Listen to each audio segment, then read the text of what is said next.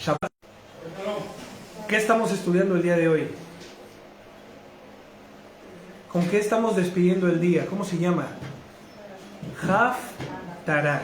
Haftarah significa despedida. ¿La despedida de qué? De este Shabbat. Bendito es el Señor, nuestro Rey Todopoderoso, que nos ha instituido y nos ha mandado a que este día lo podamos distinguir de entre todos los días. ¿Sabes por qué? Porque es necesario que el Señor pase un tiempo con su pueblo. Y lo que estamos haciendo el día de hoy es pasar un tiempo con el único y verdadero Rey de Reyes y Señor de Señores. Claro. Esta es la oportunidad que nosotros tenemos de recibir instrucción del Señor para podernos poner en sus manos en los próximos 6 días que siguen. Por eso es que nosotros, cuando termina este día, decimos Shavua Tov, o sea, inicio de semana bueno o buen inicio de semana. Es necesario que nosotros vayamos entendiendo estas cositas porque le vamos a ir poniendo cada vez más intención, más atención y más aplicación a lo que vamos estudiando. Acuérdense de esto. Nosotros no estamos aquí para darle la chapa a nadie. De hecho, si por nosotros fuera, o por mí, hablo por mí, yo ni estuviera aquí. Estuviera en mi casita, descansando con la familia, etcétera, etcétera. Pero como el día de hoy me he acercado voluntariamente a escuchar la voluntad de Adonai, pues la voluntad del Señor es esta: que aquel que ha escuchado y que ha recibido la buena noticia no calle y no se detenga y no repose. El mismo Marán Yehoshua, ¿no? El maestro Yehoshua, cuando estaba dando sus enseñanzas, dijo: mi padre trabaja, por lo tanto, yo también trabajo. El siervo no es mayor que su señor. ¿Me explico? Es muy importante que entendamos esto. Si nuestro Señor Yehoshua, aún estando en Shabbat, Él estaba predicando, Él estaba sanando enfermos, nosotros en este Shabbat debemos ¿de qué? De servirnos los unos a los otros. ¿De qué manera? Lo vuelvo a repetir, vamos a poder degustar de esos dones que el Señor le ha permitido tener aquí al chambelón. Si el chambelón los oculta y los guarda y no los comparte con la comunidad, ¿de qué manera ustedes van a ver lo que el Señor está haciendo en mi vida si no yo comparto con ustedes lo que el Señor está haciendo en mi vida? De esta manera somos confirmados, de esta manera somos motivados, somos animados, somos exhortados a seguir peleando la buena batalla, a no poner un pie ni a la derecha ni a la izquierda de este camino que el Señor nos ha permitido descubrir. Esto no es nuevo, pero nosotros lo hemos descubierto apenas. Bendito es Adonai, quien nos llamó de nuestras tinieblas a su luz admirable. Anteriormente, en la parte 2 de este capítulo, comenzamos con el estudio de la vida de Hannah. ¿Recuerdan? Samuel 1, primera de Samuel 1, capítulo 2, verso 22.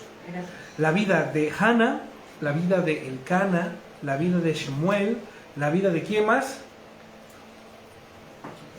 Elí, la vida de Ofni, la vida de Pinhas y la vida de su siervo. ¿Recuerdan?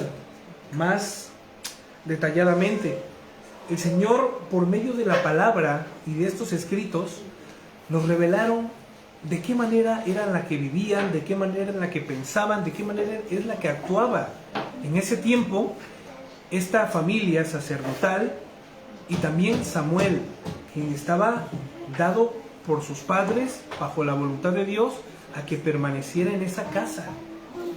Y vamos a ver de qué manera es que esto se va tornando.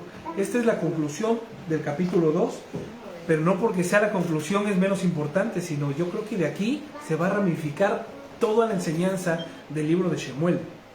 Por lo tanto, vimos la irreverencia, vimos la deshonra, vimos la maldad, vimos la iniquidad, la impiedad de unos, pero por otro lado vimos la honestidad, vimos la confianza, vimos la fidelidad, vimos la devoción, la entrega en las vidas de ¿quiénes? De Hannah, de Elcana y de Shemuel. Es de suma importancia presentarse cada día y cada momento delante de Adonai como obrero aprobado. escrito está. Segunda de Timoteo 2:15, yo lo voy a leer rápidamente. Procura con diligencia presentarte ante Elohim aprobado, como obrero que no tiene nada de qué avergonzarse, que traza bien el mensaje de la verdad. Otra versión del mismo texto dice: así que quiero que los hombres oren en todo lugar, levantando manos piadosas, sin ira ni discusión. Primera de Timoteo 2:8. Nosotros al día de hoy, nuestra recompensa es servir al Señor. Yo no sé el día de hoy lo que nosotros tengamos en concepto como una recompensa, pero la recompensa más grande que al día de hoy podríamos estar es ser portadores de la gloria de Dios, ser portadores del poder de Dios, ser portadores del mensaje más grande y más importante de toda la humanidad, que es el Evangelio de Yehoshua HaMashiach. Esta es la recompensa por haber hecho todo mal. Esta es la recompensa por haber llevado una vida disoluta. Esta es la recompensa por haber blasfemado en contra de Adonai en mi antigua vida. Por lo tanto, ¿pero cómo es una recompensa? Claro, porque al día de hoy esto me muestra el amor, la fidelidad, el favor del Señor y su benignidad. Más allá de una recompensa es un privilegio, es un privilegio. Es gracia, ¿no? Lo que recompensa es gracia. Yo estaba pensando de unos amigos que comenzaron también como yo. Justo hoy a la mañana le estaba diciendo a mi madre, digo, ¿qué será de esta persona, no? ¿Qué será de esta persona? ¿Qué será de otra persona? Me dice mi madre. Y yo les dije algo yo le contesté algo a mi madre porque no me explicaba cómo estábamos tan metidos y tan dispuestos, pero al final, aquí estoy yo, me explico, de momento, no estoy diciendo que ellos han muerto, pero yo le dije a mi madre, madre, yo ya no tenía nada que perder, yo lo había perdido todo, yo estaba ya destruido, ¿me explico? No tenía yo nada que perder, y mi pregunta es, ¿qué tenían ellos que perder? ¿Qué tienen ellos que perder? Que prefieren, no sé, quitarse de este lugar tan precioso que el Señor nos ha dado, nos ha llamado libres, nos ha llamado siervos suyos. ¿Qué tienen que perder para poder dejar esto? Y recuerdo la enseñanza de Yehoshua que dijo, muchos son los llamados, pero pocos, pues fíjense, es que el poco los escogidos te da a entender como que el Señor escoge a unos cuantos, pero no es así,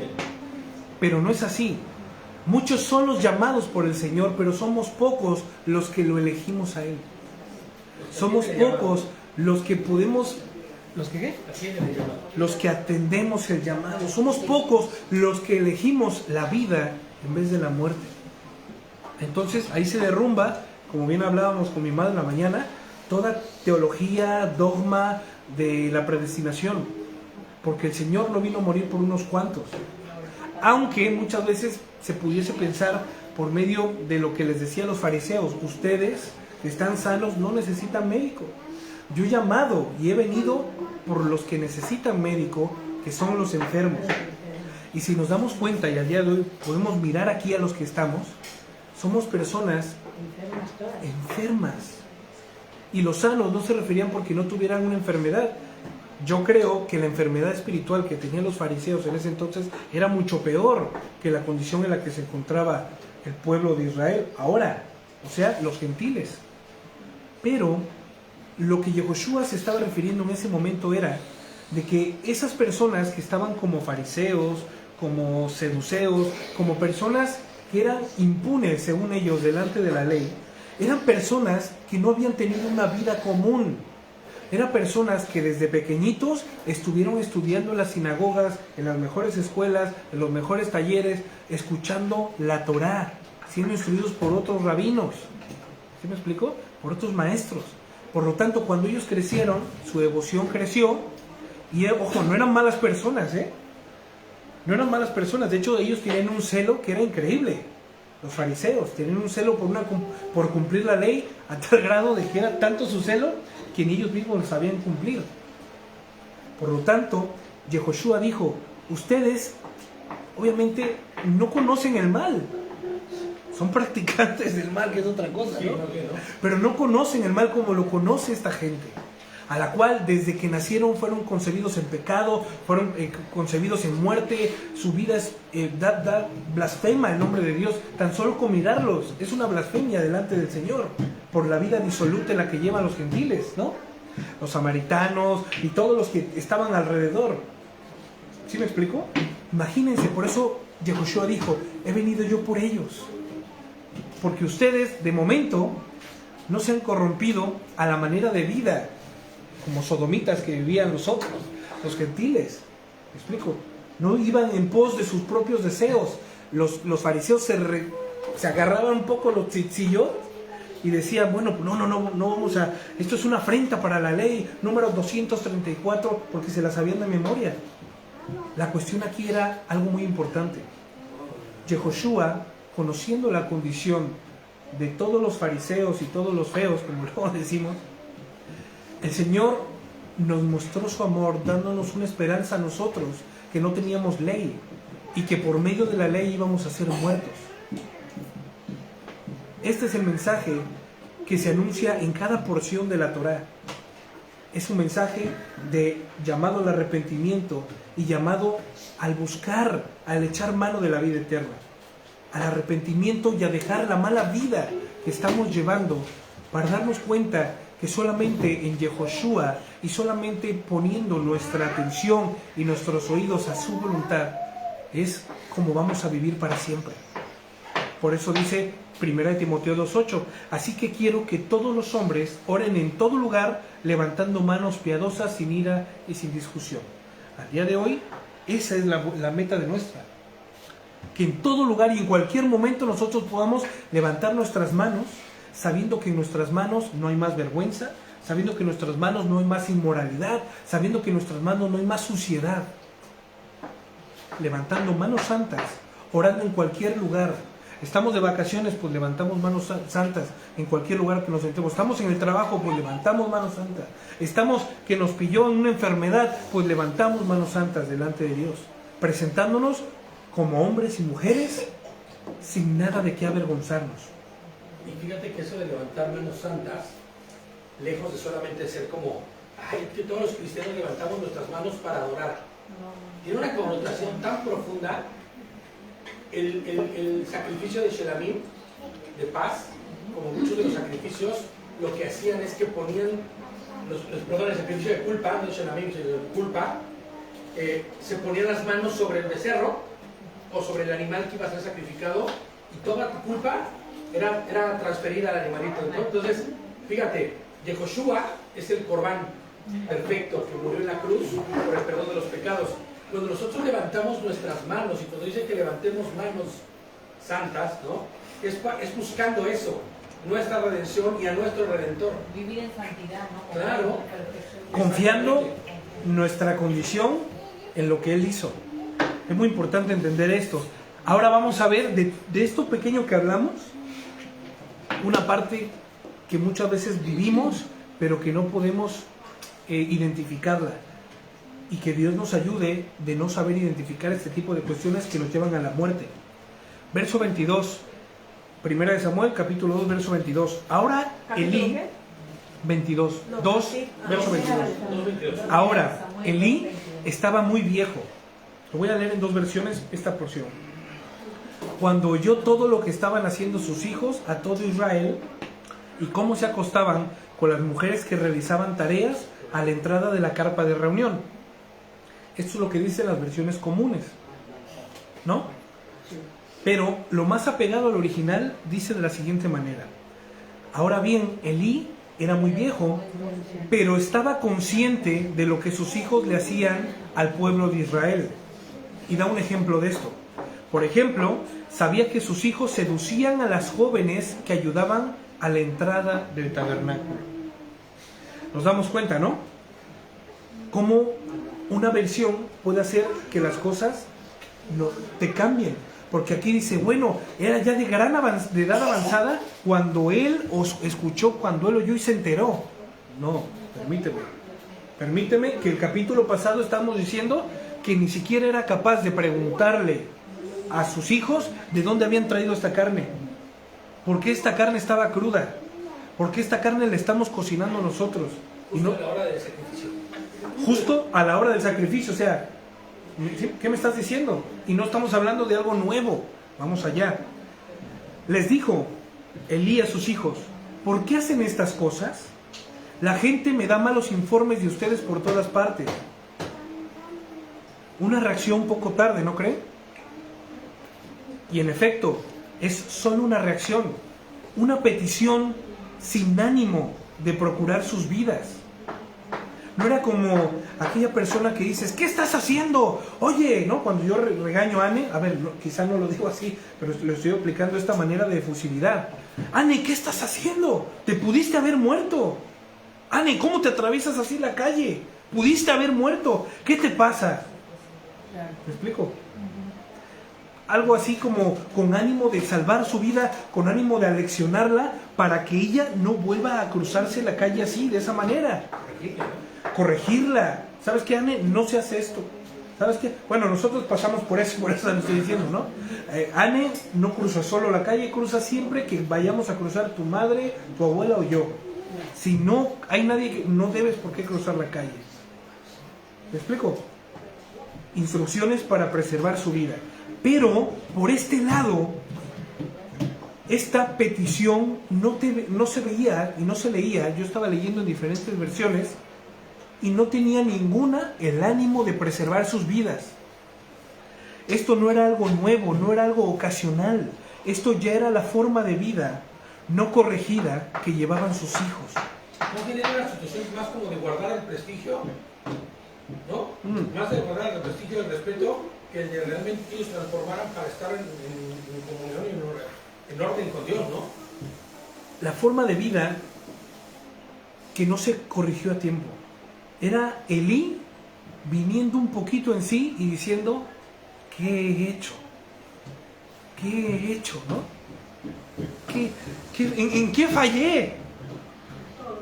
Pero más que ocupar esa culpa para poder corregir a sus hijos, porque él todavía tenía la potestad de destituir a sus hijos del sacerdocio y de ponerlos con una lección delante de todo el pueblo, disciplinarlos y de pedirle perdón al pueblo, ¿saben qué hizo? Dijo lo siguiente: hijos, y es que ni siquiera les dijo hijos, les dijo: ¿por qué hacen esas cosas? La gente me da malos informes de ustedes por todas partes. Entonces, el corazón de Elí, en vez de amarlos, les estaba odiando. Ojo, esta es una manera muy ejemplificada o muy explícita de mostrar odio hacia una persona. Mira lo que dice la Torá de esto. Proverbios 13:24. Quienes no emplean la vara de disciplina odian a sus hijos. Los que en verdad aman a sus hijos se preocupan lo suficiente para corregirlos, para disciplinarlos, para aleccionarlos. No significa que vas a medio matar a tus hijos. No significa que los tienes que golpear, los tienes que amedrentar y que tienen que vivir en miedo. Significa que conforme a la instrucción de Adonai, tú y yo vamos a corregir esa voluntad que aparentemente parece ser inquebrantable, con la que nacen nuestros niños. Mira lo que dice Proverbios 13:24 en otra versión. El que no usa la vara odia a su hijo, pero el que lo ama lo disciplina desde temprano. Proverbios 19:18. Disciplina a tus hijos, corrige a tus hijos mientras haya tiempo, y no pongas tu corazón en su destrucción. ¿En dónde estaba puesto el corazón de Elí? Él tenía una idea mundana, él tenía una idea, una cosmovisión completamente común, completamente secular de lo que era amar a sus hijos. Ay, es que yo no le amo, o sea, yo porque le amo tanto, permíteme esto, ¿cómo le voy a tocar? Es que le amo. Ay, hijo, no te portes mal, por favor, no hagas eso.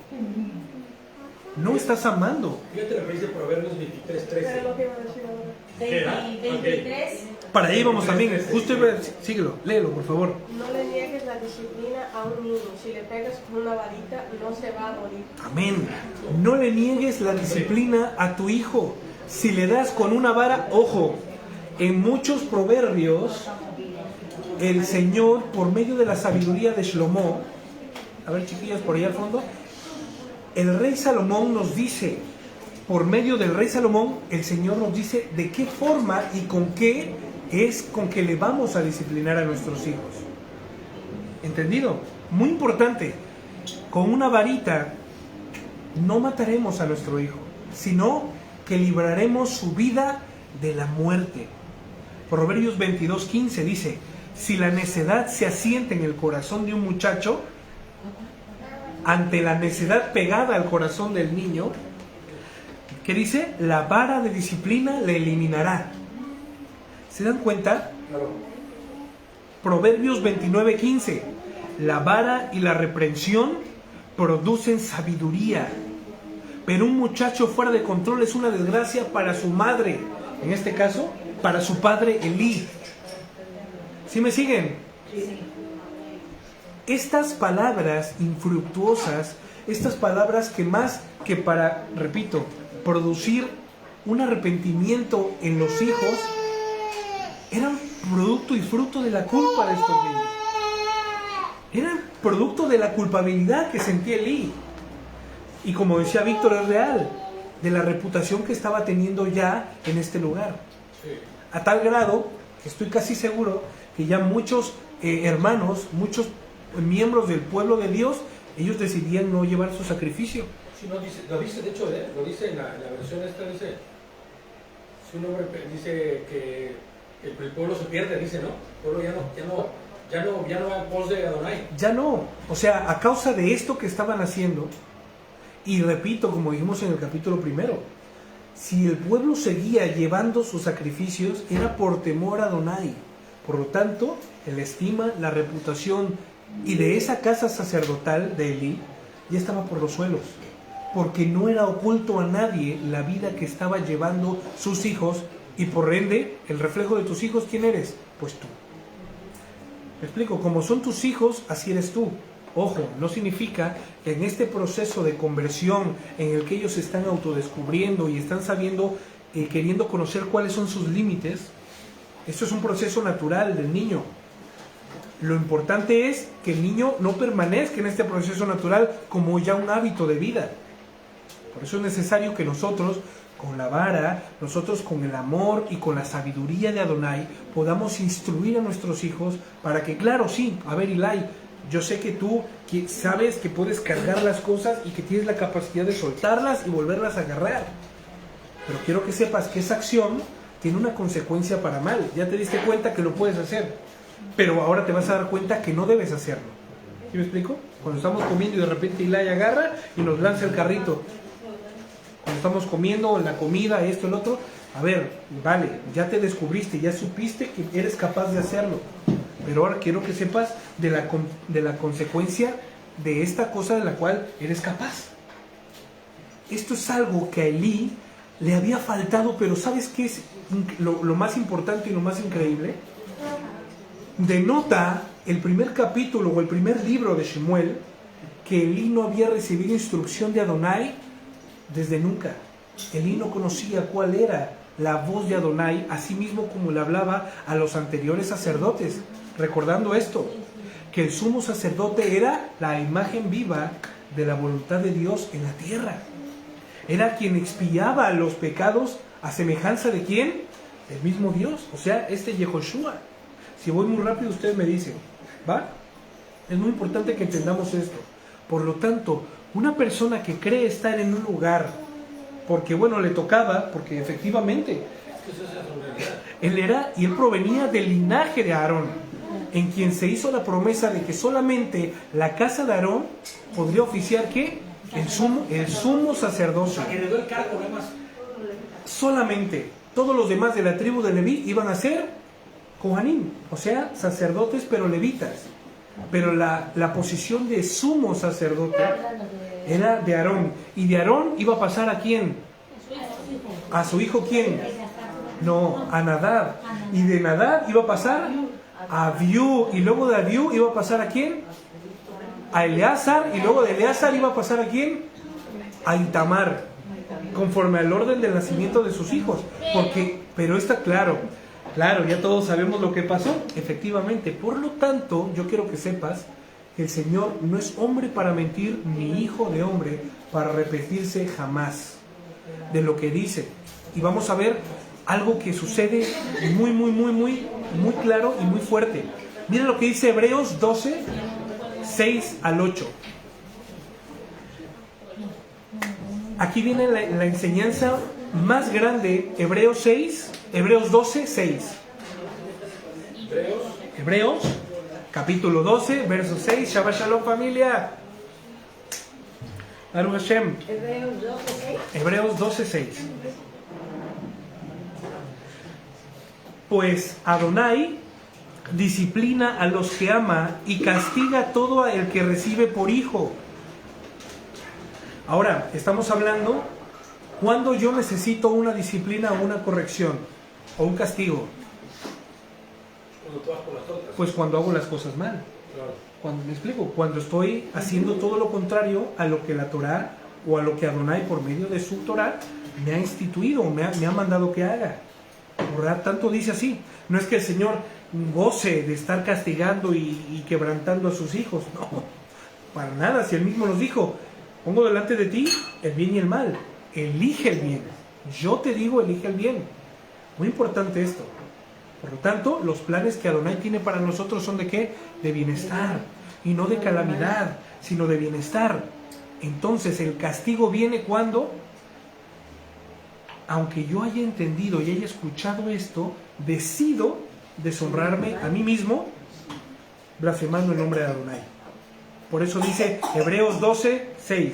Pues Adonai disciplina a los que ama y castiga a todo el que recibe por hijo. Al soportar esta disciplina, recuerden que Elohim los trata como a sus propios hijos.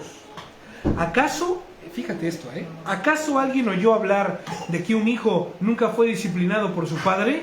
Aquí nosotros podríamos decir, sí. ¿De quién? De Elí. Esta es una de las historias más aterradoras, más tristes y más lamentables de toda la Torá. La historia de Elí y de su familia. Esto antes de que yo viniera al conocimiento de la Torá como hoy tengo, yo ya lloraba y decía, no es posible. No es posible que ellos, siendo sumos sacerdotes, desestimaran así al mismo Dios. Pero los hijos de Aarón también tuvieron los suyos. No, claro, pero eso no significa que no vivían reprendidos. Porque la Torá dice esto, que cuando fue la conversión de Aarón, lo primero que hizo fue que redimir su casa. ¿Me explico? Y entonces sus hijos honraron a su padre. Por lo tanto, el Señor le confirió el sacerdocio. ¿Me explico? Pero en este caso no fue así. En este caso fue algo heredado. Hay un dicho que decimos en México: lo que no te cuesta, no lo valoras. ¿Me explico? Lo que te viene dado, por eso estos nuevos ricos, estos hijos que son pijitos que heredan todos los bienes de sus padres, los juniors. La Torá lo dice así: no conviene al padre esforzarse tanto por dar herencia a sus hijos, porque todo eso va a desaparecer. El mismo Salomón lo sabe y lo dijo dentro de toda su sabiduría. Por lo tanto, y ves a los new papers, ¿no? A los nuevos hijitos estos, a los juniors, gastando en antros, comprándose cochazos, comprándose cosas, así, malgastando todo lo que sus padres se abstuvieron, invirtieron, trabajaron con el dolor de su frente para poderles dejar algo. Estos chicos que no han trabajado porque no han tenido necesidad, que no han hecho nada para amontonar o para acumular o para seguir invirtiendo, tú se lo entregas y ¿qué es lo que hace? Tenemos la parábola Baruch Hashem, porque tenemos toda la instrucción del hijo pródigo. Le dice: padre, no estás muerto, pero yo quiero lo que me corresponde de la herencia. Hijo, pero no has trabajado nada. Y la herencia se hace válida hasta que el padre fallece.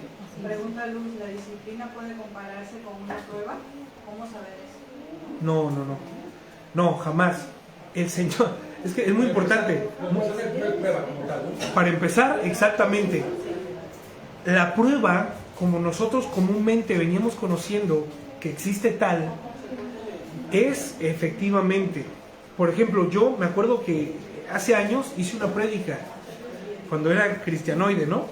Y decía, ¿cómo diferenciar la prueba del castigo del Señor? Y había algo que era una verdad y que yo apenas vengo cayendo en mí, que decía, cuando eres castigado es porque no has hecho las cosas bien. Y cuando eres probado es porque no has sabido entender del castigo del Señor. Por lo tanto, tanto el castigado como el que se cree probado, muy probablemente no esté caminando conforme a la voluntad del Señor. Muy probablemente esté haciendo su propia voluntad. Por lo tanto, aquella persona que tiene en mente la mente de Yeshua, sabe discernir cuando esto es una experiencia a la cual el Señor te está metiendo para forjar tu carácter, para darte un crecimiento. No tiene nada que ver con una prueba, sino con una etapa en tu vida que va a sentarte, va a hacer que eches raíces, va a hacer que tú produzcas ese fruto que el Señor espera, sabiendo que estoy pecando, sabiendo que estoy llevando una vida desenfrenada, sabiendo que estoy haciendo caso omiso de la Torá. O sea, igual te lleva aflicción. Igual el Señor te lleva aflicción. Pero esa aflicción será con el fin último de que tú te acerques más a Él, le conozcas. Ese es el propósito. Pero ese es el propósito de ¿qué? De la disciplina del Señor. Oye, David, ¿qué estás haciendo, hijo? No, Señor, es que tuve una mejor idea. Pero David, tus buenas ideas, ya sabes a lo que terminan. Señor, esta es la buena, Señor. Aguanta, déjame, vas a ver. David, voy a faltar este Shabbat porque va a ser algo para ti glorioso, Señor. Y de repente, pues ya empiezas tú a tomar tus propias decisiones, empiezas a salirte del cerco de la protección de la Torá, y de repente el próximo Shabbat dice, Señor, espérame porque en verdad que tengo algo preparado, esto es algo para que mi familia y yo no tengamos que volver a pasar hambre o tengamos que volver a trabajar y podamos dedicarnos al 100% para ti, Señor, ¿eh? Entonces, esto que estoy sembrando es lo que voy a cosechar para mañana. Estoy trabajando para que yo pueda tener suficiente dinero como para dedicarme a ti lo que me resta de vida. Y el próximo Shabbat tampoco. Y al final ya ni siquiera sigo teniendo en mente este propósito, sino que el desviarme de la Torá hace que pierda la visión, que pierda la meta, que pierda el propósito de cuál ha sido mi vida. Me voy alejando y de repente ahí ves al Davicho todo reventado, sí, con mucho dinero, pero perdido, ¿me explico? Como ciego, como quien se rompe la cara y dice, bueno, pues no pasa nada porque me limpiaré con estos billetes de 500, ¿no? No me debe tanto. Imagínate, ¿sí me explico? Entonces, cuando nosotros somos probados, que no es prueba, sino que somos sometidos a un proceso divino, entonces sépase que con toda prueba o toda experiencia viene de la mano que dice la Torá, la salida. Viene juntamente el Señor, te da la salida para que tú puedas salir victorioso. Ahora, tú decides si decides salir. Hay personas que dicen, fíjate, es que esto es increíble. Así como la prueba, el famoso invierno espiritual. O el famoso desierto espiritual. No, es que yo estoy atravesando por un desierto espiritual. ¿Ah, sí? Ay, amigo, ¿no? Dime también. ¿Te acuerdas, madre? Que di una enseñanza brutal acerca de los desiertos espirituales. Que dije, el desierto espiritual no existe. ¿Qué es eso? La sequía espiritual. La sequía. Estaba yo tan metido en el Señor que de repente estoy seco, estoy ya sin voluntad, estoy ya sin emoción, sin este amor que se empieza Es que la palabra. hay dos maneras para poder interpretar esto, ¿no? Y la otra es que no haces nada de todo lo que se te ha encomendado, no haces nada y de repente empiezas a perder ¿qué? ¿Qué dice Romanos? La sensibilidad. Cuando se empieza a perder la sensibilidad, empieza la apatía. Cauteriza tu corazoncito. Empieza la cauterización de nuestros pensamientos. Ya no tienen nada que ver con los pensamientos de Adonai. Ahora, otra vez, vamos a comer, es el Shabbat. Ay, no puede ser. Otra vez tengo que ir a Shabbat y Todo el día, es que todo el día metido ahí en la quejilá. O sea, a ver, Señor, ¿por qué alargaste el día en el verano? Para que lo disfrutemos, para que te demos la gloria, para que vayamos a caminar y veamos paisajes. Empieza eso que se vuelve tedioso. ¿Por qué? Y se empieza a manifestar. He visto asientos en esa situación. Y entonces de repente dices, ay, es que el Señor me ha metido en este desierto espiritual. El Señor me ha conducido a este desierto espiritual, al que no siento ganas de nada, no tengo ganas de nada, no quiero hacer nada. Y me siento mal. Exactamente, y me siento mal. Y aparte me siento mal. Eso ya lo he oído de la depresión espiritual. Es que ahora Eso, es exactamente lo mismo. Es el una- desierto espiritual, en algunos dicen la depresión espiritual. es que de hecho dicen que hay un, no recuerdo ahora el nombre en la Biblia, que supuestamente tenía depresión, no recuerdo quién era. A ver, No sé si pudiese, era Pablo, no sé quién. pudiese ser algún Y paralelo usan eso. con lo que vivió, por ejemplo, David, cuando él se dio cuenta de su pecado y que él afligió su carne, pero no en forma de depresiva. ¿Quién? David, cuando bueno, No, pero era un otro. Era otro, no sé si era Pablo. Elías. No, bueno, Había uno de ellos que cogió la depresión. vale, pues vamos a hablar rápidamente de esto. Todo lo que tiene que ver con depresión, todo lo que tiene que ver con ansiedad, todo lo que tiene que ver con trastornos alimenticios, esto y el otro, tienen que ver con una falta de compromiso con el Señor. ¿Sabes por qué? Ahora, ahí te va. No sé si no sé a quién le mandé un mensajito de los grupos que hablaba específicamente de esto. Si nosotros nos mantenemos lejos del ocio y nos comprometemos a emplear cada palabra del Señor, pues vamos a estar ¿cómo? Bien, vamos a estar llenos del Señor, vamos a estar metidos en la cosmovisión que Él nos ha puesto. Por lo tanto, no nos vamos a dar al ocio, a la pereza. Es que no vamos a tener ni tiempo para echar la flojera. ¿Sí me explico? A veces yo quisiera que el día se alargara más porque digo, ¡guau! A ver, ya hice lo que tenía que hacer en casa, ya que no sé qué. Señor, que me rinda la noche para estudiar, ¿no? Con los 2 hijos y el que viene, digo, Señor mío, ayúdame por favor a pasar más tiempo contigo, a no desviarme, ¿no? Para poder estudiar más de ti. Pero antes... Esta prueba, Señor.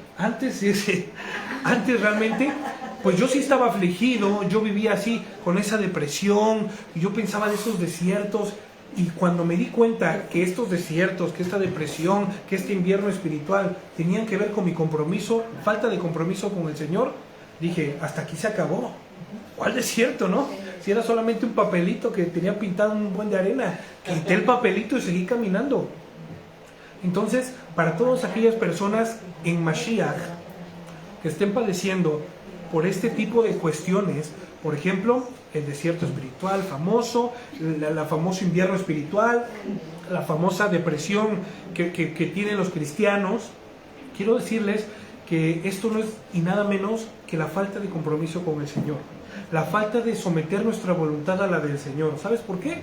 Porque cuando nosotros entendemos que son 613 mandamientos de los cuales nosotros debemos observar, porque una gran parte Yehoshua ya la cumplió en sí mismo, pero no nos exime el hecho de observarla, de recordarla y de saber que eso que el Señor pagó era la causa de mi muerte. ¿Me explico? Cuando nosotros entendemos esto y decimos, es que ya no puedo comer tal cosa, tengo que guardar Shabbat, tengo que observar las fiestas, incluso el mandamiento de observar Rosh Hodesh, ¿cómo? O sea, no me da la vida con todo y todo lo que tengo que hacer y todo lo que tengo en mente y todo lo... No me da la vida. Pero ¿sabes algo? Al que mucho se le perdona, mucho ama. Y yo no sé la deuda que el Señor haya pagado para tu vida, pero mi deuda fue muchísima. Tal a que yo ya no quería más estar aquí en este mundo y traté de quitarme la vida varias veces y el Señor no lo permitió. Y me mostró que Él había pagado mi deuda y que no había manera para poderme seguir sintiendo de esa manera en la que yo me sentía, vacío, y ya saben de lo demás, ¿no? Que hablo porque he dado mi testimonio muchas veces. Entonces cuando yo agarré y dije, esto es falta de compromiso con el Señor. Un amigo hace unos días me dijo, yo te entiendo, David, porque yo me encontraba como tú te encuentras ahora, apasionado, firme, y yo también lo viví, pero bueno, cuando llegue, ¿cómo te dije? ¿Cuánto te va a durar, has dicho? Cuando te llegue el... ¿Cuál fue la palabra? El encantamiento, ¿no? Se quita el- No. La devoción. No, la falta de fe, algo así de la fe. Cuando te llegue Escasez, ¿no? No sé qué. el problema existencial de la fe. Sequía, ¿no? No, cuando te llegue el de la fe. La crisis de fe, exactamente. Me dice, cuando te llegue la crisis de fe, entonces lo vas a entender. Ahorita estás... Y agarré y le dije, brother, justo en el mes de agosto, así me dijo esa palabra, porque dice que es algo muy normal. Hay personas que empiezan con una devoción y hay personas que pasan la crisis de fe, como la crisis de los 40, en los hombres, ¿no? Entonces, y que el Chavilor tiene 49 y sigue luchando con esa crisis. Son bromas. Entonces dice, hay quien pasa la crisis de fe, pero hay quien no la pasa. Y yo no la pasé, así que ya te veré. Yo agarré y dije, pero ¿cuál crisis? ¿De qué fe me estás hablando? Digo, yo voy a cumplir ahora 4 años y créeme que nunca me he sentido mejor. Si yo me llego a mover de donde estoy, es porque soy un torpe. Es porque en verdad, no sé, estoy ciego o porque me agarraron en mis 5 minutos. Pero ¿de qué manera, desde que me conoces, que llevamos un tiempo conociéndonos, me has visto a mí aplicar o vivir o trabajar de una forma distinta a la que me ves a hoy? No, yo sé, porque estás en el primer amor, eres, digo, brother, estoy firme. Estás en la nube rosa. Así, en la nube rosa, dice. Digo, me siento convencido, todos los días recuerdo que soy amado, todos los días recuerdo que el mismo Dios, el mismo Señor, descendió de su majestad y su gloria para venir a rescatarme a mí. Oye, brother, ¿quién ha hecho por mí eso antes? ¿Tú harías eso por mí? Estás loco, que tú estás chalado, me dice. La gente vive a base de emociones.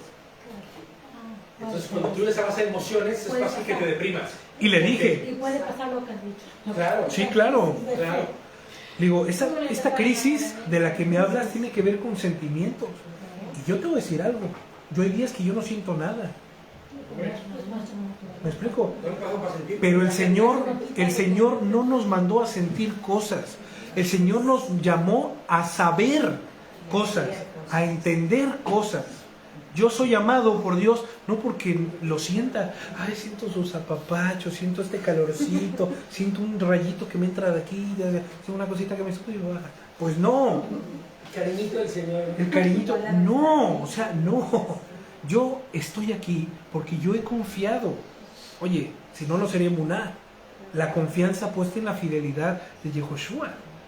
¿De qué manera yo podría tener emuná si no confío? Por eso la Torah dice, si ustedes confiaran un poquito así en mí, podrían hacer grandes cosas. Porque de esto pende la emuná, de la confianza que nosotros tengamos. Por lo tanto... Eso se trata de inmadurez. Claro, y el Señor, hace rato lo estábamos hablando en la parashá, cada vez que tú te vas acercando más al Señor, cada vez que tú vas entregando tu vida, cada vez que tú vas sometiéndote a sus mandamientos y sus mandatos, el Señor te va haciendo que eches raíces más y más profundas, a tal grado de que se convierta tu vida en el Salmo 1:1. Bienaventurado, que su hoja no cae y que está sembrado junto a corrientes de ríos de agua viva y su hoja no cae. Y, ¿se imaginan? Esto era exactamente lo que carecía Elí, este tipo de compartir, pero no porque no se hubiera enseñado anteriormente. Oye, Eleazar fue una persona súper devota de Adonai, y luego, ¿qué te digo del negro? El Pinhas. Sí. ¿Qué fue del Pinhas? Esa devoción no se quedó en palabras, ese celo no solamente se quedó en impíos, van a perecer. Agarró la lanza y dijo, perecerán ahora por la mano del Todopoderoso. ¿Y qué pasó con esto? A mí me quedó algo increíble. Amelech, el rey David, no pudo construirle el templo al Señor porque el Señor le dijo, tus manos han derramado tanta sangre, David, que tú no eres digno de mí. No eres digno, no eres digno de construir el templo. O sea, no puedes construir el templo. No puedes. Tanta sangre. Me explico, no puedes. Pero ¿qué pasó con el negro, con Pinhas? ¿Qué pasó?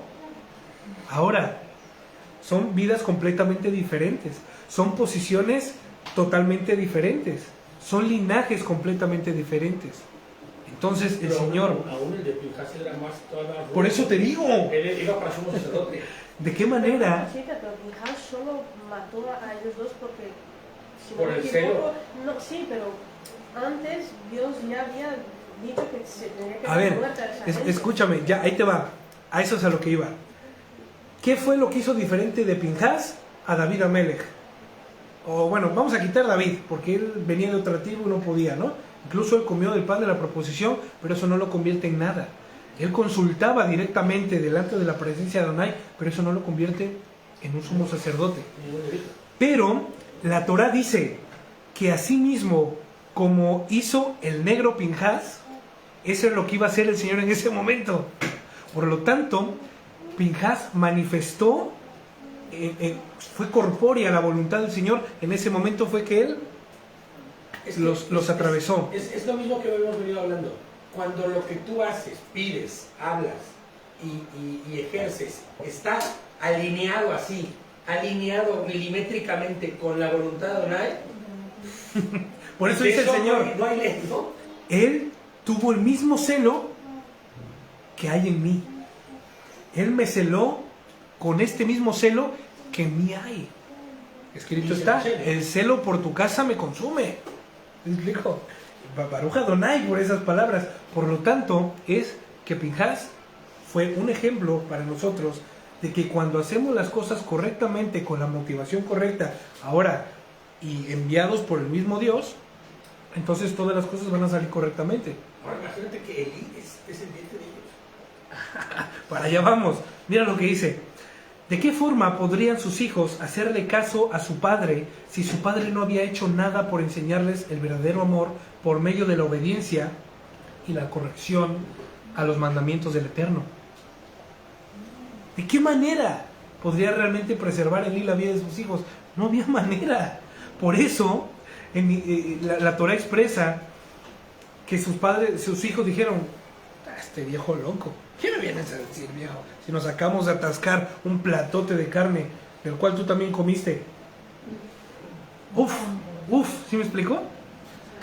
Ninguna, y menos con esas palabras suaves e indulgentes. Mira lo que dice el Proverbio 18:9. El que es negligente en su trabajo, confraterniza con el que es destructivo. Elí fue negligente en la corrección de sus hijos. Por lo tanto, lo que les esperaba que era la destrucción. Escrito está en el Proverbio. Y le dice estas palabras Elí, 25: si un hombre peca contra un hombre, puede que Hashem lo perdone. Pero si un hombre ofende contra Elohim, ¿quién podrá conseguirle el perdón? Y mira lo que dice la Torah a continuación: pero ellos ignoraron el ruego de su padre. ¿Y alguien me puede leer lo que dice? Léelo, Mari, léelo duro. Pero ellos ignoraron el ruego de su padre, en el 25. Porque Hashem ya había decidido hacer había resuelto que ellos murieran. ¿Te das cuenta cómo la Torah no miente? Y la Torah nos salva de la muerte.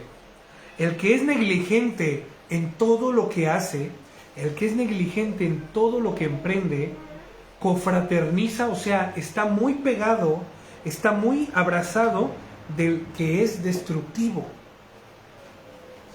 Estas palabras, familia, con años de antelación, combinado con la corrección pertinente, hubieran salvado la vida de sus hijos ciertamente.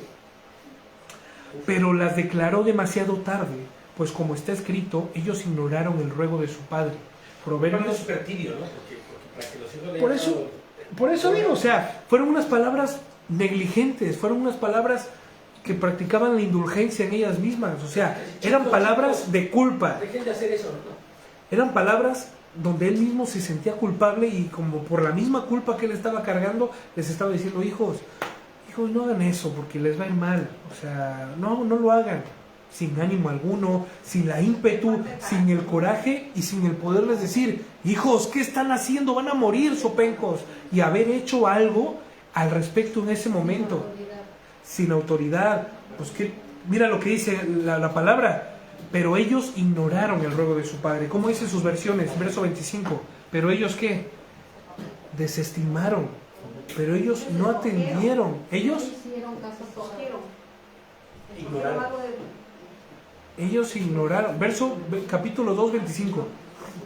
No oyeron la voz de su padre. Ellos no oyeron la voz de su padre. Ahora, háblale tú a tus hijos y date cuenta si ellos te escuchan. Porque el escuchar es prestar atención y no hacer lo que les estás diciendo que no hagan. Si no te escuchan tus hijos, entonces hay un problema, ¿no? Tenemos que trabajar más para poder trabajar en esa corrección de nuestros hijos y que ellos nos aprendan a escuchar y obedecer. ¿Sí o no? Sí. Es que fíjate, ¿no? Si no obedecen a quien sí ven, ¿cómo iban a obedecer a quien no ven, no? A Dios. Escrito está. Proverbios 8:36. Pero el que peca contra mí, a sí mismo se daña. Todos los que me odian aman la muerte. Nosotros hemos dicho muchas veces, al día de hoy, hay hermanos que ya no están entre nosotros. Al día de hoy, hay hermanos que comenzaron la buena batalla, que comenzaron la carrera, pero ellos amaron más la muerte que la vida. Ojo, espiritualmente hablando. Recuerden esto, lo que dice el proverbio a mí me encanta, porque vale más un perro, aunque no sea de raza, pero que esté vivo, a que un león prominente, con un pelaje, que su piel vale muerto, pues no vale nada el león comparado con un perrito que esté vivo. Mientras tenemos vida, tenemos la oportunidad de redimirnos, de arrepentirnos y de seguir a Mashiach. Por lo tanto, dice la Torá, pero el que peca contra mí, a sí mismo se daña, y todos los que me odian aman la muerte. Estos hermanos que amamos, que no dejamos de orar por ellos, que los recordamos, ellos tomaron su decisión. Ahora, no estoy hablando de que se hayan ido a otra iglesia y bueno, pues el Señor tira. No, son personas que han desistido y que han vuelto al lugar de donde el Señor les rescató y están haciendo cosas horrorosas. Mundo, vaya. De mundo, cosas comunes, Claro. cosas banales. ¿Me explico? Para que entendamos esto, el que peca con el Señor, a sí mismo se daña. Yo a mi hija le digo, hija, yo no te castigo, yo no te corrijo, tú misma lo haces. Tú misma lo haces al desatender, al desobedecer, tú misma lo estás haciendo. Mi amor, ¿qué escucho? Anne, ¿qué escucho? Y así la molesto, ¿no? Padre, dame con la vara, padre, dame con la vara. ¿Escuchas tú también? No, papá, yo no escucho nada. Yo sí estoy escuchando, porque cada vez que tú estás haciendo lo que no está bien, yo solamente escucho eso. Papá, dame corrección. Papá, dame con la varita. Acuérdate de la varita que está en el mueble de tal. Ah, vale, hija, gracias. Y se priva la Ana diciendo, no, papá, en verdad que yo no escucho nada. Le digo, pues hija, no me hagas escuchar a mis cosas, Necesito una medicina. ¿no? Entonces, es muy importante la corrección. Ya hemos hablado anteriormente de la manera de corregir. Me explico, no voy a medio matar. No. Dice la Torá que con la vara no vas a matar al niño. O sea, esto mismo te está diciendo, tú le das y con esto no le matarás. Obviamente el Señor te está dando a entender que no le vas a dar de una manera, Dios mío, sino que tú le vas a enseñar que ese dolor que ella siente o ese dolor que él siente es una causa de algo, o sea, es causante por algo Para preservar su vida. para presentar, claro, o sea, esto tiene una connotación más espiritual que física, porque acuérdense que el dolorcito se nos pasa. La Torá dice que agarra a una persona bien borracha, se cae por las escaleras, se golpea, no sé qué, pero como estaba borracha no lo sintió. Se levantó y dijo, ay, mira, está abierto el bar de la esquina, voy a ir para allá. O sea, y siguió viendo. Pero aquel que disciplina y corrige a sus hijos cuando hay tiempo. Oye, David, pero mi hijo tiene 16, 17 años, 18 años, vive en tu casa, tu hijo 19 años, vive en tu casa, sí, pues tienes tú toda la responsabilidad de darle. Toda la responsabilidad de darle. Pero ¿cómo si ya es mayor de edad? ¿Vive bajo tu sustento? ¿Sí o no? Tú lo sostienes. Es tu responsabilidad corregirlo, tu responsabilidad castigarlo, tu responsabilidad ponerle límites. Ya no con varita. Ya no con varita. Ya no puedes dar la varita. ¿No? Por ejemplo, mira, hay etapas de los niños en los cuales ellos ya desestiman la vara, porque ellos saben que les das, pero que ya pasó. Entonces, hay ciertos tipos de corrección y de disciplina que nosotros los padres debemos emplear, que es, ¿qué te gusta hacer, Anne? ¿Te gusta pintar? Bueno, pues ¿qué te parece? Ya no vas a pintar. Hasta nuevo aviso. ¿Te gusta ir al parque? Ay, cariño, ¿vamos al parque? Sí, papá, pues no vamos a ir al parque. Estás castigada. Y le duele más que una simple varita. ¿Me explico? No es el punto de tener a los niños amedrentados, sino es el punto de enseñarles que sus causas, sus acciones van a tener unas consecuencias. Y no son muchas veces consecuencias favorables. Entendiendo esto. Y mira, vamos a continuar ya para terminar. El joven Shemuel, o sea, mientras la casa de Elí se estaba derrumbando, mientras todo estaba pereciendo en la casa de Elí, el joven Samuel, entre tanto, fíjate cómo la Torá lo determina, a este proceso que no hay vuelta atrás, en este proceso por el cual, para este punto de etapa de sus vidas, ya no hay remedio. El Señor lo clasifica como un entre tanto. Entre tanto, que pasaba y el caos estaba en el... Samuel crecía en estima y favor, tanto para con Elohim como para con los hombres. Fíjate, cuando dijiste eso, cuando estaba leyendo el texto, yo pensé en automático, ¿no? Claro, Samuel se la pasaba entre los rollos de la Torah leyendo, seguramente, mientras que los otros se la pasaban robando, haciendo lo que quería, ¿no? Es interesante, pero recordemos que Samuel estaba como siervo. Él había sido prestado al Señor como siervo. Por lo tanto, él estaba llevando todas las tareas que le estaban pidiendo que le hiciera. ¿Me explico? Estaba en el servicio metido. Él estaba en el servicio 24/7. Eso es lo que me gusta. ¿Y qué es lo que estaba haciendo? La Torah que dice, gente que crece en el secreto, Adonai recompensará públicamente. Personas que se comprometen con el Señor, que no saben ni quiénes son. Yo, por ejemplo, puedo ver aquí muchas personas que son comprometidas con el Señor y son, ¿cómo se dice? Que pasan desapercibidos, ¿no? Que no reconocido, ¿cómo es esta palabra? Personas que no han sido descubiertas, que están en la que... Anonimato. En el anonimato, exactamente. Yo puedo ver personas anónimas que el Señor levantará en el secreto, bueno, que levantará públicamente a causa de su compromiso con ellos. Se puede ver. Y dice así, que él crecía en favor y en estima tanto para Elohim como para con los hombres. Mientras que la casa de Elí era corrupta, no así Shemuel, que se acercaba cada día más y más a su Creador, glorificando y honrando a sus padres, la memoria de sus padres por medio de su conducta. La casa que lo acogió, o sea, la casa de Elí, ¿cuáles fueron las palabras de Elí cuando iban a sacrificar el Cana y Hana a Shiloh? Bendita seas, mujer, y que el Señor te conceda más hijos como este que me trajiste, el hijo que nunca había tenido.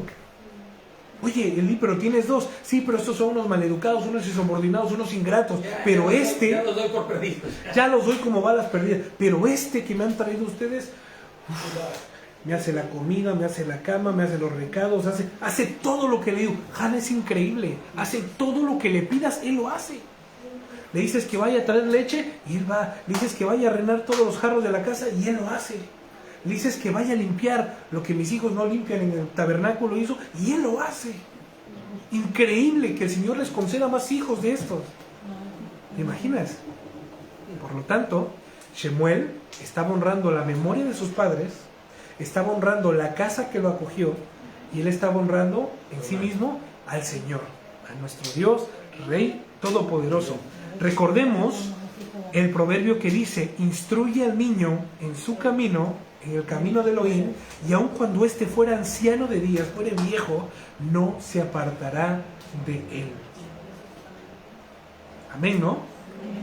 Esta promesa es viva y eficaz. Lo estamos viendo y lo hemos visto en muchos testimonios. 27. Un hombre de Elohim, un malaj, vino donde Elí y le dijo, ay, Dios mío. ¿Puedo hacer un comentario? Sí, hazlo. Nada más. Fíjate la importancia, y a veces suena muy feo esto, ¿no? Pero es la realidad. La importancia de doblegar la voluntad del pequeño, que no va en función a la voluntad de Dios. sino que va a funcionar a su voluntad, a su carne y a los deseos que él quiere, y eso le puede llevar a la perdición y a hacer cualquier cantidad de tonterías. Pero fíjate cómo los hijos de este hombre, a los hijos de Eli, como no fue doblegada la voluntad de ellos en su momento, terminaron haciendo su propia voluntad, y eso los condenó a muerte. Porque Adonai dice que ya había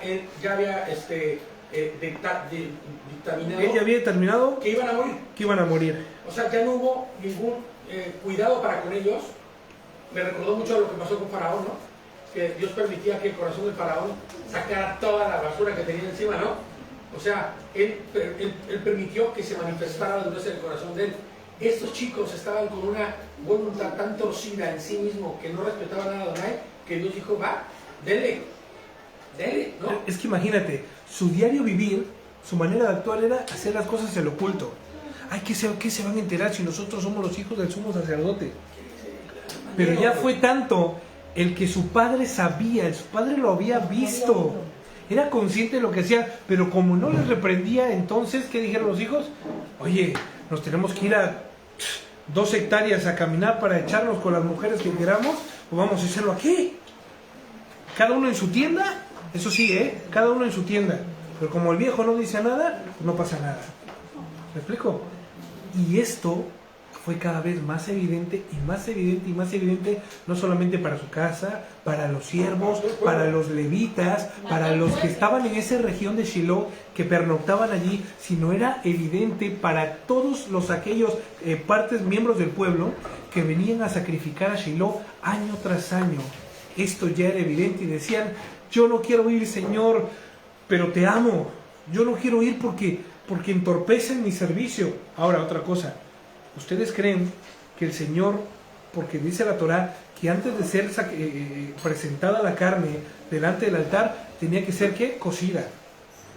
¿Me explico? Luego, después de ser cocida, iba al altar y una olá, quemada, ¿no? Dependiendo el corbano que fueran a dar, el corbán, la ofrenda, el sacrificio que fueran a dar. Entonces, estas personas que iban y sacrificaban en ese tiempo, aunque el sacrificio no estuviera terminado, ¿ellos obtenían el perdón? Hombre, claro, porque el corazón de ellos estaba correcto y dispuesto para que fuese el sacrificio. Los que ejecutaban todo eran los que estaban mal, los hijos. ¿Qué pasa? Es que la Torá lo dice. Les decía, déjame aunque sea cocer la carne, ya cuando estés cocida, pues ya la agarras. No, porque mi amo la quiere cruda. Él se la quiere comer a 3/4 de vuelta y vuelta. Chuletón de vuelta y vuelta. Así, este es el corazón. Imagínate aquella persona que estaba sacrificando. Porque acuérdense que los que sacrificaban no eran los sacerdotes, sino muchas veces, me refiero a cuando el sacrificio del animal, eran los que iban y ofrecían, ¿qué dice la Torá? Que ellos ponían sus manos y muy probablemente detenían el animal. Muy probablemente tomaban el animal, lo detenían en lo que el claro, estuviera haciendo el sacrificio. Y lo degollaban, y hasta que no fuera todo, lo descuartizaban, sacaban, apartaban la parte que era para el Señor y le quitaban la parte que era para el sacrificio, lo que era solamente la ofrenda, que era el estiércol, el geleb y todas las partes de estas del animal, que dice la Torá, esto solamente es para mí, esto es otra vez una ofrenda olá, y luego esto es para que se lo repartan entre todos los kohanim. ¿Me explico? Imagínense que ellos no dejaban, eran de tropiezo para esto. Ahora fíjate, lo más importante de lo que yo les comentaba ahorita, y por lo que hacía la observación, es que esto tiene que ser una como luz roja en la vida de todos los que tienen hijos. O sea, para allá ¿qué íbamos, estoy haciendo exactamente yo actualmente, en este momento, en la vida de mis hijos, para que la voluntad de ellos se haga conforme a la voluntad de Dios y no se tuerzan en el mañana? Porque no hacer nada para que la voluntad de ellos sea doblegada hacia la voluntad de Adonai los va a condenar a que al rato escuchen reggaetón, a que al rato anden haciendo barbaridad y media, ¿me entiendes? Y entonces no solo deshonren a Dios en su vida, se deshonran ellos mismos, sino que terminen con una muerte sus padres espiritual brutal. Ahí ves a los padres pagando multas de la policía por sus hijos, yendo a la cárcel a sacarlos de prisión, pagando y hasta yendo presos porque mataron a su... Oye, mientras que el niño es así, la culpa la tienen los padres. Recordemos esto. ¿Me explico? Entonces, hay algo que es muy importante, muy importante y no debemos dejar atrás. Que el Señor nos dio una responsabilidad personal para con nuestros hijos. Acuérdense que los hijos son prestados. Préstamo de Adonai son los hijos. Y obviamente lo que el Señor presta, el Señor lo pide y lo retira ¿con qué? Con intereses. Por lo tanto, cuando el Señor cumplió el deseo y el anhelo del corazón de Hannah, ¿qué hizo? Este hijo yo lo parí, pero es tuyo. ¿Me explico? Este hijo tiene que estar enteramente preparado para servirte a ti, Señor. Por eso en el capítulo 1 leímos que decía Hannah, este niño está listo para ser presentado delante de Adonai. Qué responsabilidad, ¿no? Es como cuando tú haces una comida y dices, esta comida está lista para ser comida. O sea, para ser ya servida. Oye, es una gran responsabilidad, porque tú fuiste quien dio la última palabra. Decir, esto ya está. Le faltaban 10 minutitos. Le faltaba, o está en el punto exacto, fue tu responsabilidad decir, aquí está. Entonces estamos viendo que el trabajo de Hannah y el Cana fue de mucho fruto. A tal grado que, repito, el sacerdote decía, Señor, concédele 5 hijos más, que el Señor para, ¿no? Y que todos vengan aquí al templo. No, que los hijos de los hijos salgan iguales, ¿no? Salgan. Para que haya muchas generaciones iguales. Venga, vamos a darle paso ya para terminar. Un hombre de Elohim vino donde Elí y le dijo, así dice Hashem, mira, yo me rebelé a la casa de tu padre Misraim cuando estaban sujetos a casa de Paró. ¿Quién era el padre a quien se le rebeló? No, le dijo a Elí. El Malach le dijo a Elí, de parte de Adonai, yo me rebelé a tu padre en casa de Paró. ¿A quién fue? Aarón, exactamente, le dice, yo me rebelé a la casa de tu padre en Misraim cuando estaban sujetos a la casa, cuando eran esclavos. Y los escogí a su linaje de entre todas las tribus de Israel para ser mis sacerdotes, para subir a mi altar, para quemar incienso y para llevar un efod delante de mí. Y le asigné a la casa de tu padre todas las ofrendas encendidas de los israelitas.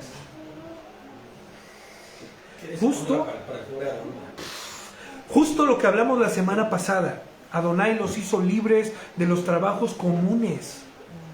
¿Se acuerdan? Los distinguió. Y vanos, los trabajos comunes de agricultor, de ganadero, de albañil, de todos esos trabajos comunes que se tenían que realizar para que el pueblo de Israel pudiera seguir produciendo y fructificando y creciendo, el Señor los apartó para servirle a Él. O sea, les quitó ese trabajo de persona común, para ser siervos de tiempo completo de Adonai. Y así no hubiera pretextos de no tener tiempo para dedicarse a Él. O sea, imagínate a los levitas. Ay, Señor, acabo de construir otro templo, porque ni siquiera los levitas construían los templos. Increíble, ¿no? Ni sembraban su tierra. Ni sembraban su tierra. Ellos, el Señor les había asignado siervos a los levitas para que ellos pudieran no distraerse y no quitarse de la voluntad del Señor que les había dado, del encargo, de la encomienda que el Señor les había dado. Por lo tanto, fíjate, para no tener tiempo para dedicarse al Señor, acabamos de ir a trabajar con todo el ganado, acabamos de... no, Señor, no tenemos tiempo. Espérate, ya sé que tengo que encender la menorá porque ya es el segundo sacrificio. Ya no puedo, o sea, espera, 10 minutitos.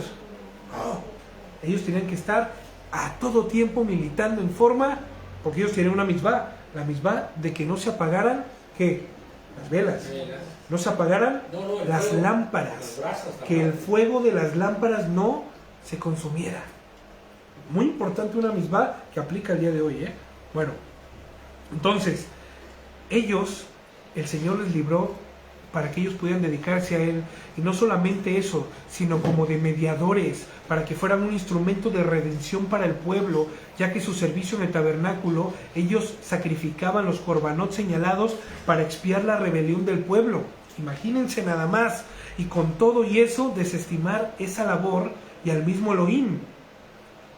Mientras unos decían, yo no quiero ser un levita común, Korah y su prole. Nosotros queremos ser, ¿qué? Sumos sacerdotes, porque estos no lo están haciendo como debe de ser. Esto nosotros lo vamos a hacer mejor.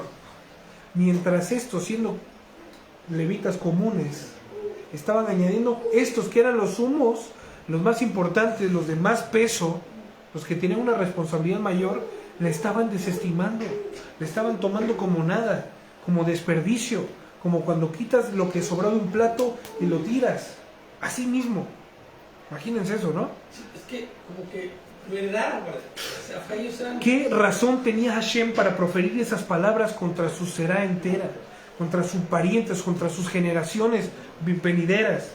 ¿Por qué entonces, dice el 29, pisotean ustedes maliciosamente los sacrificios y las ofrendas que mando? ¿Por qué lo hacen? ¿Por qué pisotean ustedes? Recuerda lo que dice Hebreos, ¿no? Acerca de esto.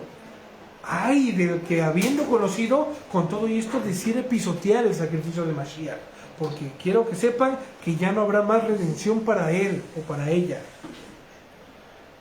Y dice, ¿por qué entonces pisotean ustedes maliciosamente los sacrificios y las ofrendas que he mandado? Tú has honrado a tus hijos más que a mí, comiéndose las primeras porciones de toda ofrenda de mi pueblo Israel.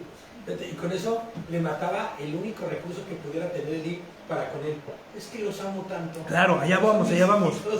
Ciertamente, fíjate, Lee, dice Adonai que Eli amaba más a sus hijos, que les dio más honor que a él. Pero vamos a entender este mensaje cifrado. Vamos a tener este mensaje oculto. Ciertamente, duras son estas palabras. Pero démonos cuenta de algo que es muy importante. Adonai le dice, has honrado más a tus hijos que a mí. ¿No es así?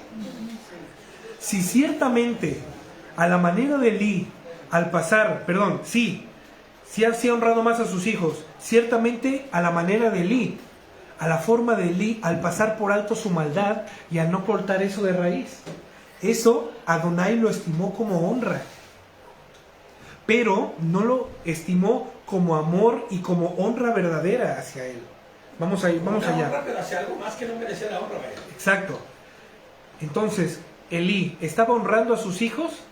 Sí, a su manera, a su pensamiento común, no al pensamiento conforme al pensamiento de Adonai.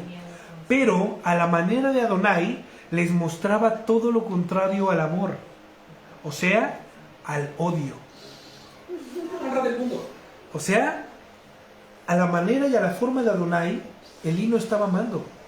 Si él hubiera aplicado la forma de Adonai, entonces se hubiera dado cuenta que en vez de amar, estaba odiando. Entonces, cuando somos omisos ante algo que nosotros vemos y sabemos que está mal... Para ti es amar. Para no, ti es... No, digo, quizás sea derramar misericordia.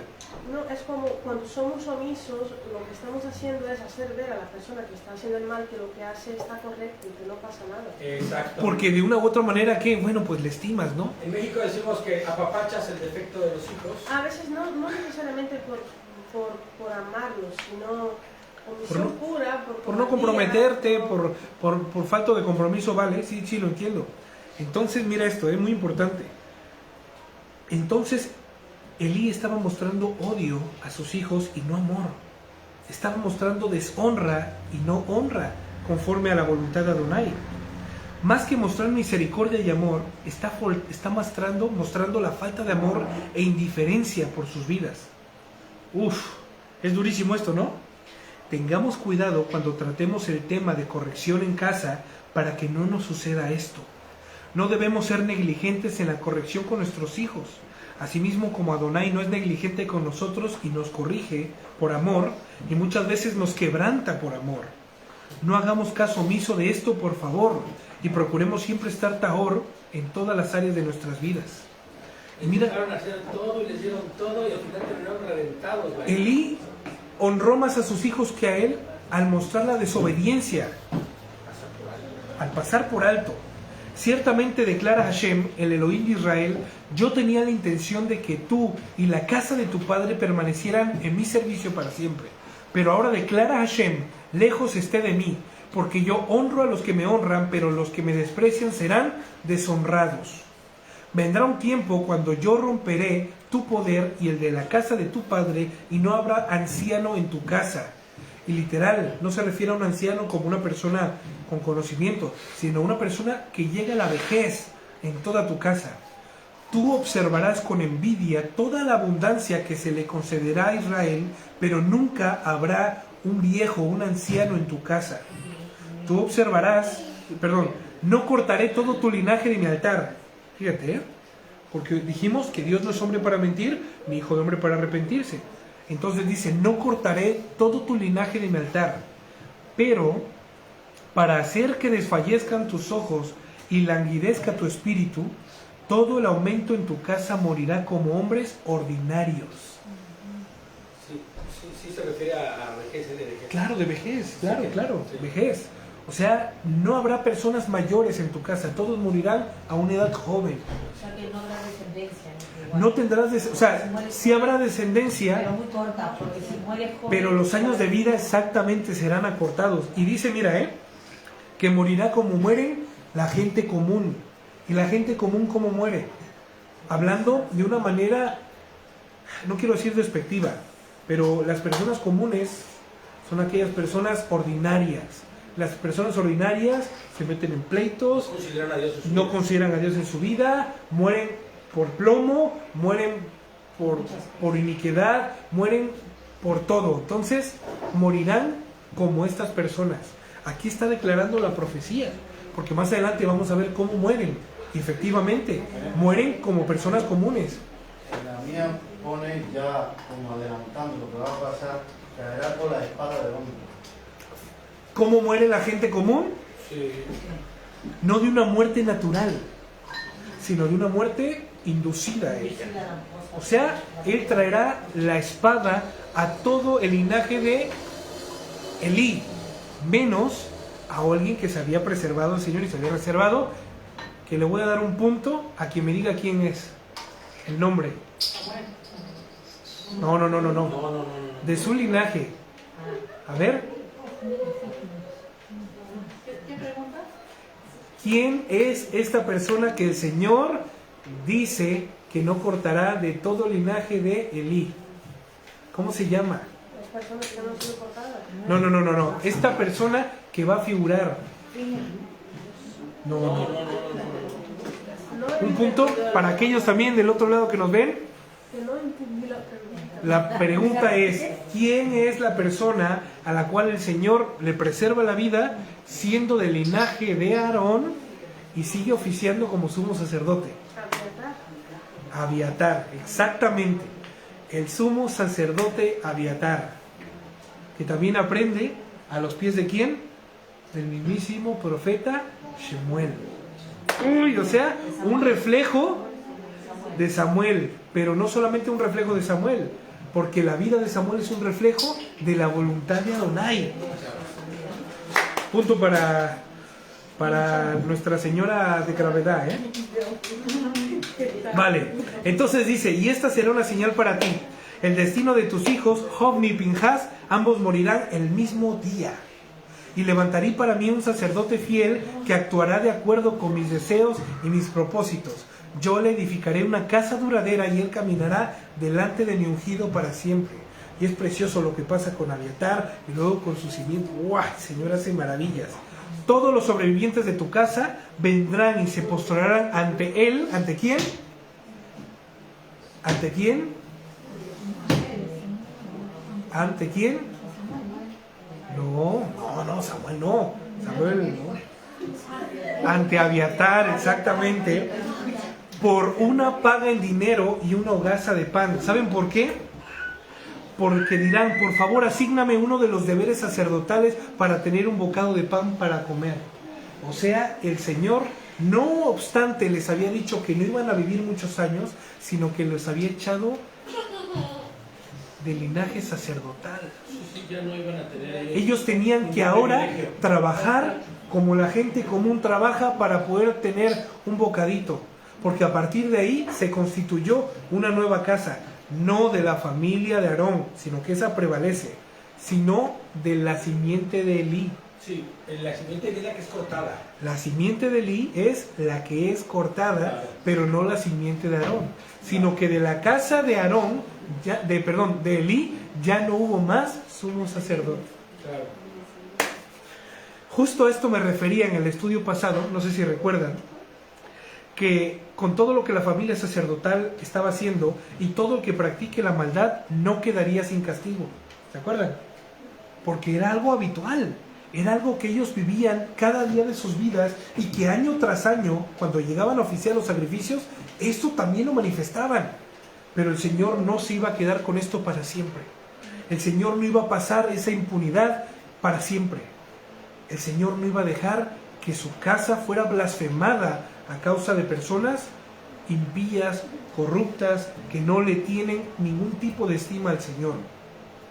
Escrito está, Gálatas 6:7, no se engañen, de Elohim nadie se burla.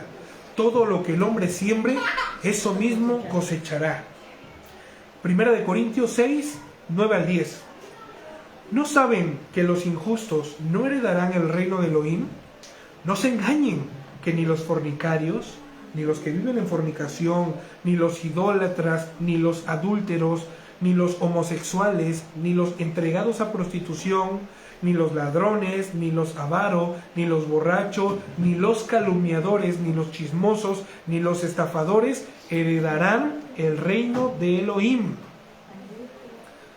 ¿Qué tal la listita? Está un poco larga, ¿no? Es Primera de Corintios. Primera de Corintios 6:9-10. Está un poquito larga, ¿no? Pero de todo esto el Señor nos ha limpiado, ¿no es así? Estábamos enfermos de todo esto porque éramos practicantes de todo esto, pero en el nuevo nacimiento, pero en la nueva vida que tenemos hoy día y que declaramos y profesamos, ya no hay nada de esto en nosotros, ¿no? Por favor, digan no. Ya no hay nada de lo que dice el Señor, que ningún practicante de esto no heredará el reino de los cielos, ¿no? Aquí todos somos herederos, ¿sí o no? Sí. Aquí todos somos herederos legítimos, ¿sí o no? Sí. Aquí todos somos practicantes de la justicia, ¿sí o no? Sí. Aquí llevamos el nombre pueblo de Israel con mucha honra, ¿sí o no? Amén. Sí, amén. Y termino con esto, Abdías 1:3. Abdías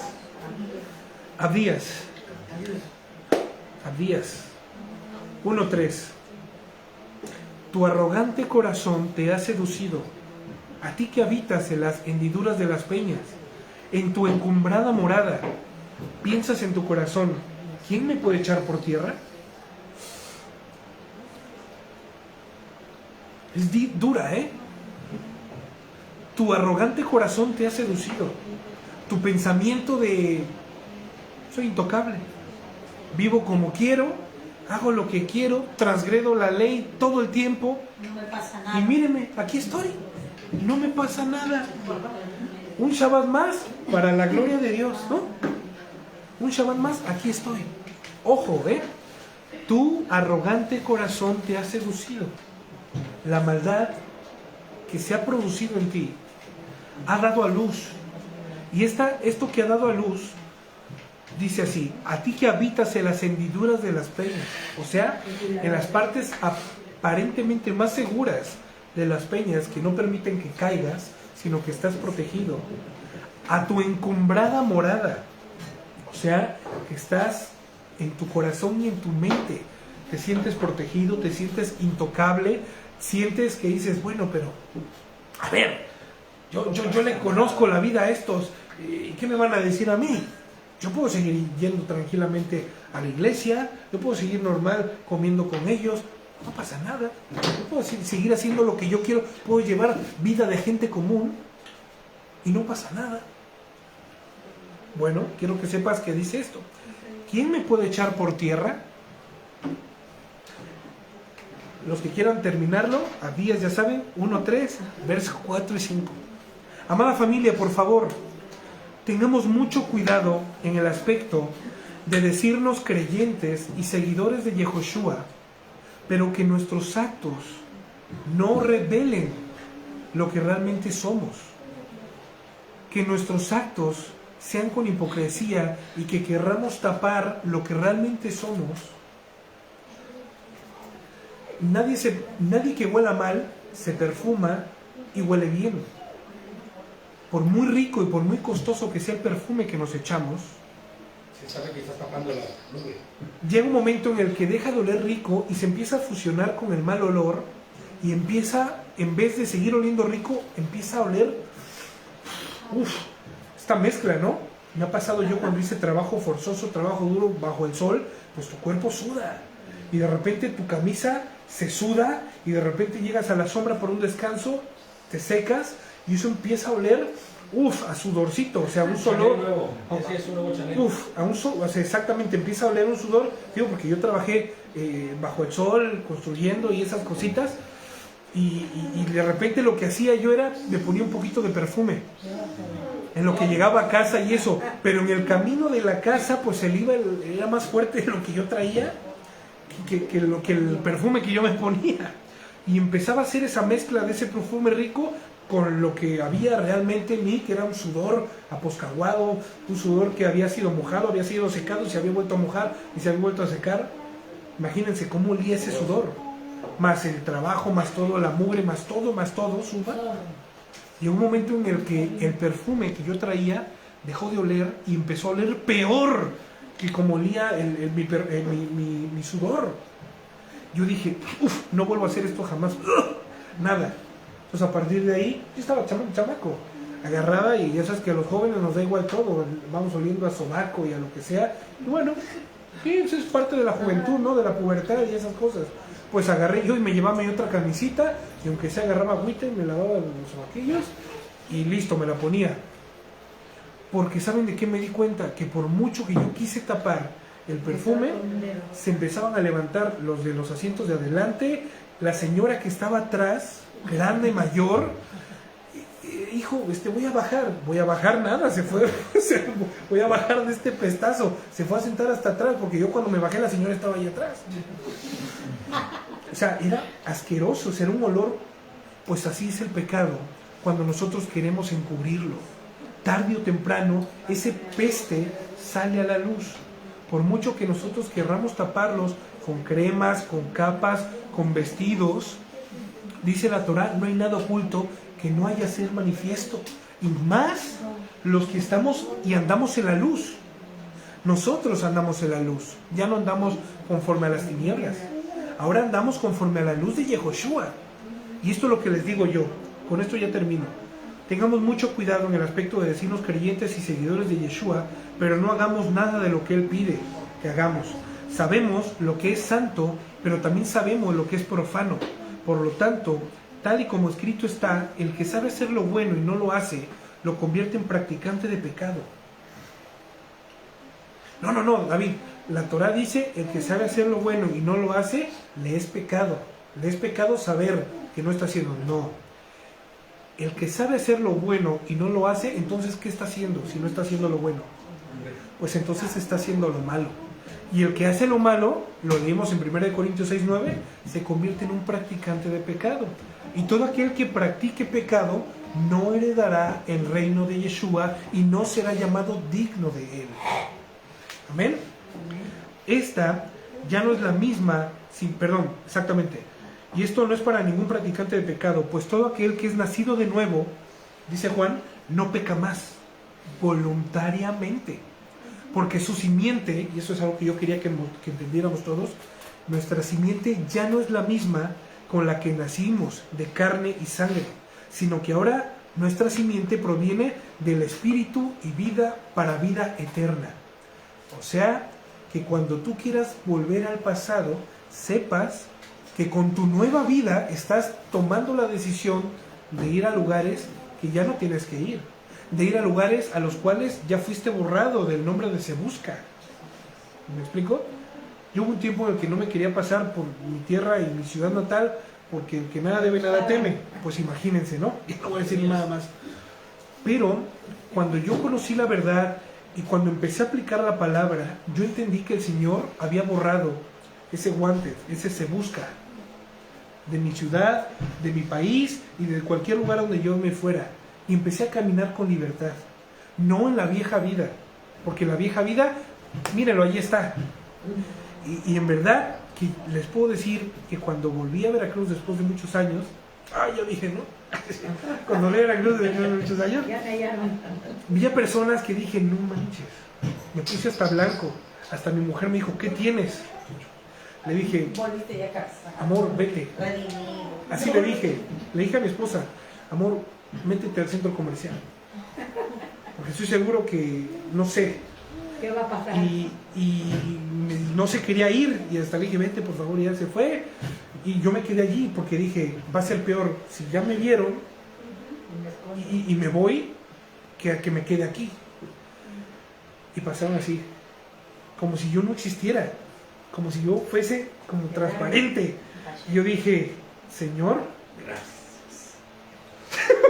me empecé a tocar, dije, no manches, ¿no?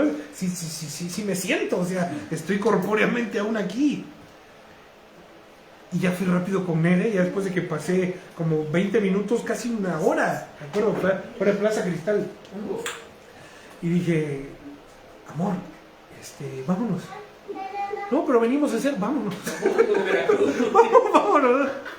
Y entonces, en verdad me di cuenta que el Señor me había llamado a una vida nueva, con una identidad nueva. Bueno, no una identidad, sino que yo no tenía identidad y el Señor ya me había dado identidad. Que en mi corazón, en mi mente, ya estaba yo sellado con el sello de Yeshua. Y dice la Escritura que cuando nosotros hacemos la voluntad del Señor, el maligno no le toca. Y en ese momento yo entendí que si con esta nueva vida que el Señor me estaba dando la oportunidad, yo podía, o sea, yo iba y volví a hacer las mismas cosas que había hecho antes, ya no iba a volver a tener oportunidad jamás, ni siquiera de redimirme a mí mismo. Pisoteabas. Porque yo exactamente pisoteaba.